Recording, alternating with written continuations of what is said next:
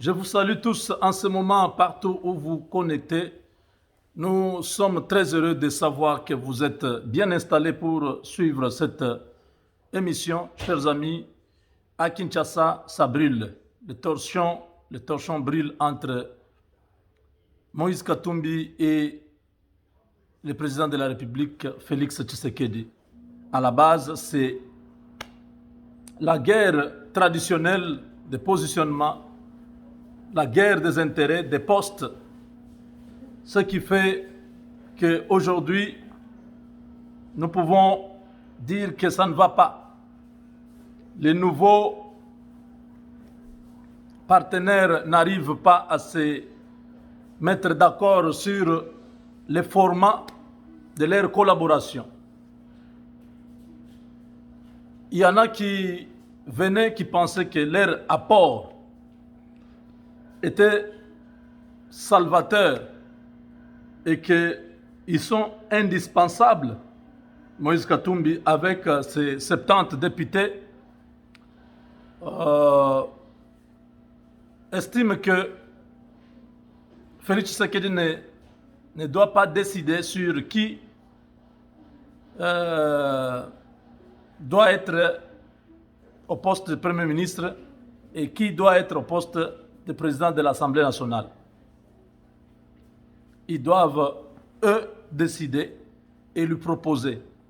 Félix Tshisekedi dit, voilà les choses qui nous ont conduits au divorce avec Kabila. Et aujourd'hui, tout le monde est content que Kabila soit éjecté, mais nous ne voulons pas revivre les blocages qui nous a coûté 2 ans.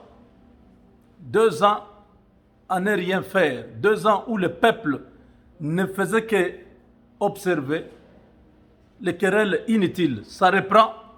Moïse Katumbi est entré dans son avion, il est rentré au Katanga. Il est d'accord, je ne sais pas, il n'est pas d'accord, je ne sais pas, mais ce que je sais, c'est que Félix Tshisekedi a été soutenu par les Américains. Et Donald Trump, c'est cet Américain-là qui a dit, Tshisekedi va travailler avec moi. Je suis avec lui. Tous ceux qui vont chercher à s'opposer contre lui, ils me trouveront sur leur chemin. Les candidats de Moïse Katumbi, c'était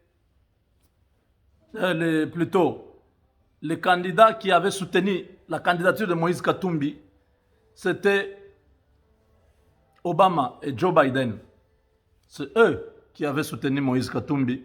Vous avez vu les années 2014-2015, quand Moïse Katumbi faisait son discours de 3 pénaltys. C'était Obama qui était au pouvoir. Il avait un grand soutien des démocrates. Un très grand soutien. Et ces démocrates ne voulaient plus que Kabila continue. Voilà pourquoi ils avaient déclenché ce mouvement de son départ. Tom Perriello est venu plusieurs fois. Tom Perriello, c'est un démocrate avec Obama qui a fait pression au point que Kabila n'en voulait plus. Kagame soutenait Katumbi. Vous avez vu que la femme de Katumbi était trop proche de la famille de Kagame. Tout était là. Ils étaient en train de faire en sorte que Katumbi revienne, donc qu'il puisse dégager Kabila et qu'en Afrique centrale, qu'il puisse avoir un nouveau partenaire qui est Katumbi. Dans certains milieux américains, il s'est dégagé que lorsqu'on a reçu et Katumbi et Tshisekedi au niveau des affaires étrangères, on a trouvé que Tshisekedi était plus ou moins rassurant sur le plan politique, parce qu'il avait déjà une famille politique qui était capable de pouvoir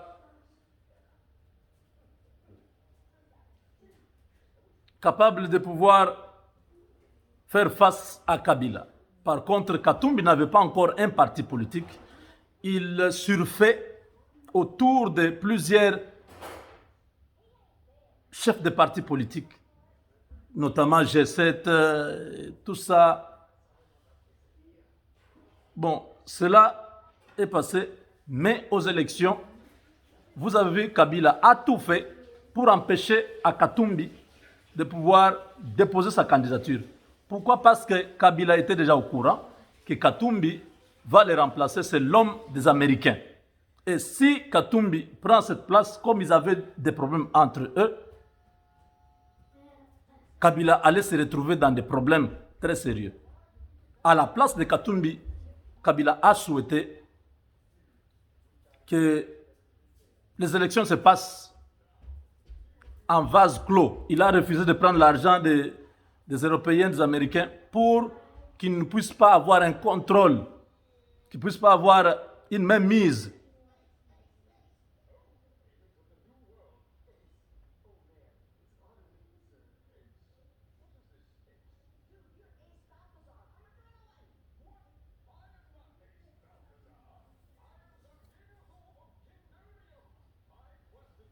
Euh,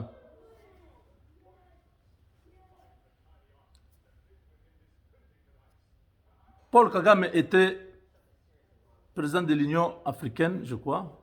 C'était en 2018.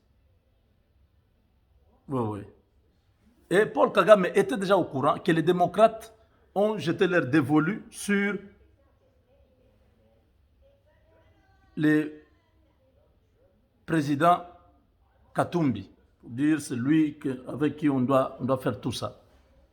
Mais quand Kabila l'a empêché, quand je dis Obama, c'est Biden, disons, Tshisekedi, non, disons, Katumbi n'était pas le candidat des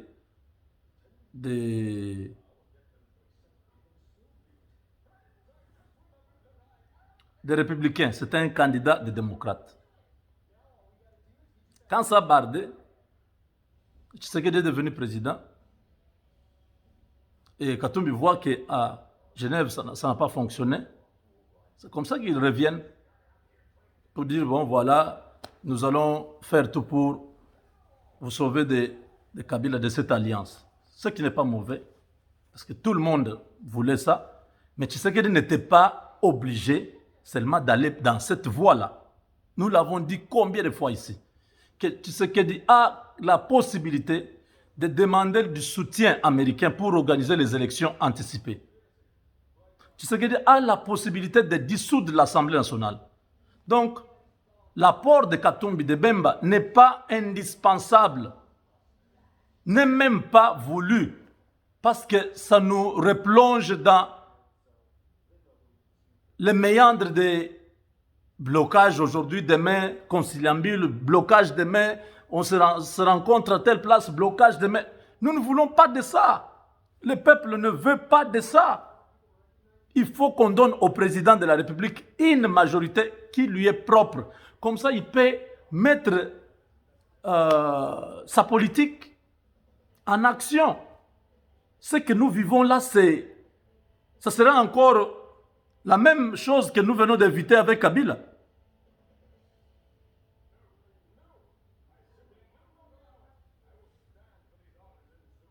Kabila nous a fait ce scénario aussi pendant 2 ans. Nous ne sommes plus à mesure d'accepter encore ce genre de choses. Aujourd'hui, si vous voyez tous ces manœuvres, parce que beaucoup attendent que Biden puisse devenir président le 20, notamment Katumbi, pour que, tout en étant tout près du pouvoir et tout ça, il va manigancer et avec certains députés comme les Sesanga, tout ça, qui sont en train de travailler au niveau de l'Assemblée nationale pour faire passer leurs réformes qui viennent des officines de Katumbi.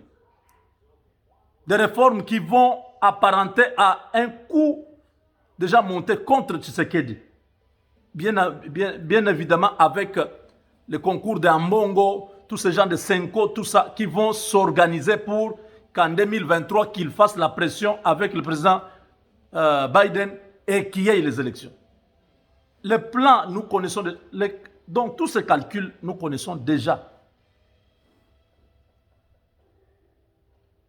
Mais Trump est encore là. Trump ne va nulle part. Tshisekedi ne peut pas faire cette erreur-là. Donald Trump sera encore président, ici, aux États-Unis. Ceux qui ne veulent pas, qui croient que le 20, il va prendre le pouvoir, bon, qu'ils attendent le 20, c'est dans une semaine. On va voir. Il y a 15 000 militaires déjà à Washington pour la sécurité. Je ne sais pas de quoi ils ont peur.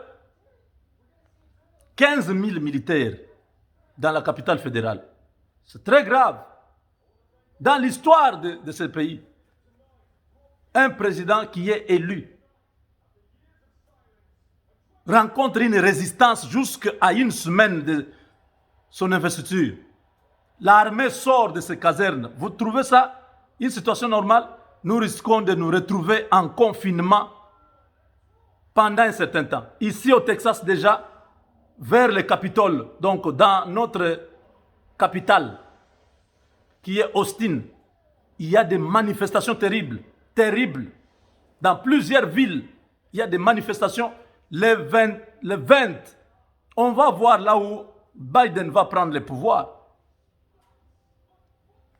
Donc les Katumbi, les Kabila, tous ces gens-là sont en train de calculer les Kagame. Ils sont tous dans le même sac, en train de planifier, voir comment, dès que Biden prend le pouvoir, qu'il puisse faire pression, qu'il puisse déstabiliser le pouvoir de Félix Tshisekedi. Ça n'arrivera pas. Trump va prendre son deuxième mandat et vous allez voir. Nous disons, mais mettez-vous ensemble, aidez le peuple. Vous ne voulez pas. Vous commencez encore à monter des enchères. Maintenant, les gens de Katumbi, pour être un peu malins, ils se cachent derrière des arguments qui ne tiennent pas debout. Oh non, nous ne sommes pas venus pour les postes. Ce n'est pas parce que Tshisekedi veut placer tel X ou Y. Non, non, notre problème c'est nous ne voulons pas qu'il y ait quelqu'un du FCC à ce poste-là. Mais il n'y a plus de FCC dans l'Union sacrée. Comment vous... Donc nous pouvons dire ce que Katumbi et Kabila c'est la Mouka. Il n'y a pas la Mouka là-bas. Il n'y a pas FCC là-bas. Il n'y a pas Cash là-bas. Là-bas c'est l'Union sacrée. Mais on peut trouver beaucoup de membres du PPRD. Ce qui n'est pas mauvais. Katumbi lui-même était au PPRD. Bahati, tous, ils ont travaillé avec Kabila. Bemba a travaillé avec Kabila. Si on doit refuser les gens du PPRD, qu'on enlève aussi tout le monde qui a travaillé avec Kabila. Alors, si on enlève tout le monde, c'est qu'il n'y a pas le Parlement, il n'y a pas le gouvernement, Tshisekedi doit rester seul et appeler une assemblée constituante. Comme ça, nous tous ici, nous quittons les États-Unis ici. Nous rentrons là-bas. Même si on a double nationalité, on va siéger, on va recomposer une assemblée nationale constituante pour réécrire la constitution. Parce que le président seul peut rester au-dessus de la mêlée. Mais toutes les autres institutions peuvent balayer. Parce que ça sont des histoires qui vont encore plonger le pays dans un retard inutile. Il n'y a personne qui a la légitimité en dehors du président Tshisekedi. Personne dans ce pays-là. La plupart de ceux que vous voyez tout autour du président, aujourd'hui, ils étaient PPRD. Demain, ils étaient ceci. Le lendemain, ils étaient cela. Il n'y a personne qui arrête de continuer à bloquer le pays comme ça à cause de leur gourmandise. La situation n'est pas bonne.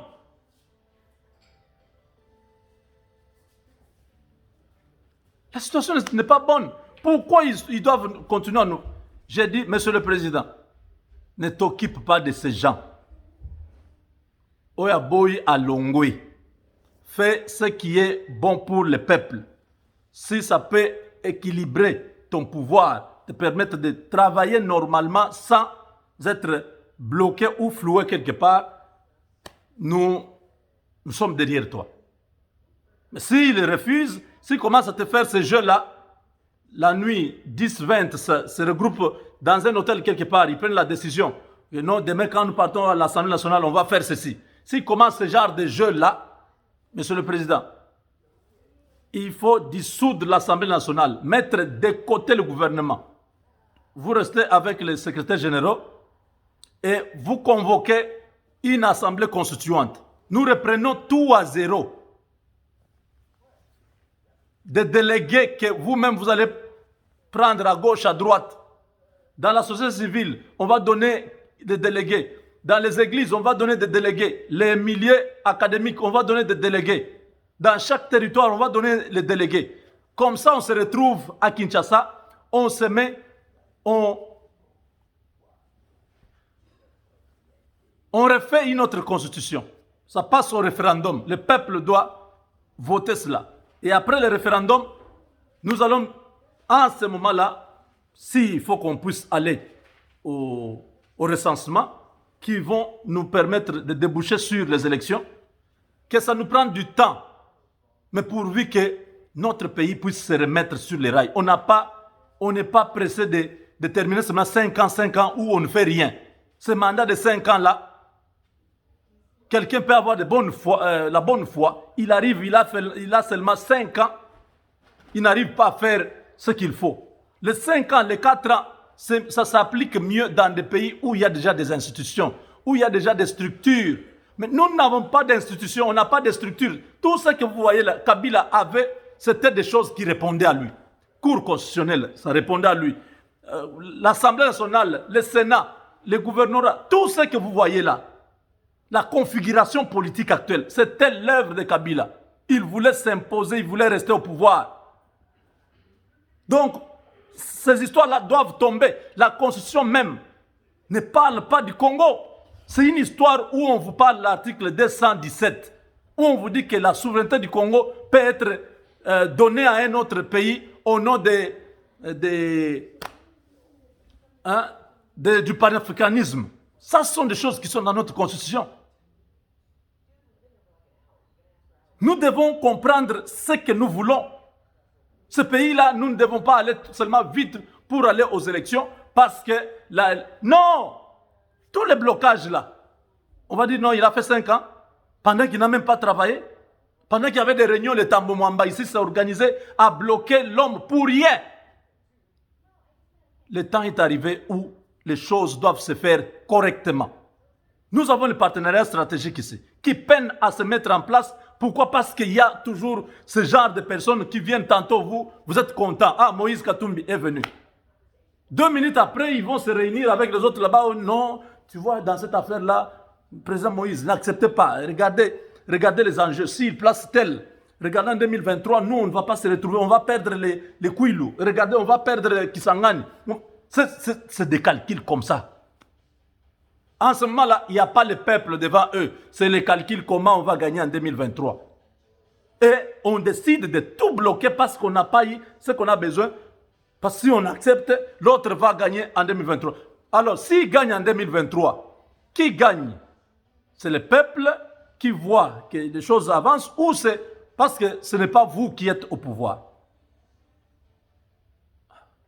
Congo. Mais nous n'allons pas abandonner cette lutte jusqu'à ce que nous puissions gagner dans ce pays-là. Avec Dieu, nous vaincrons.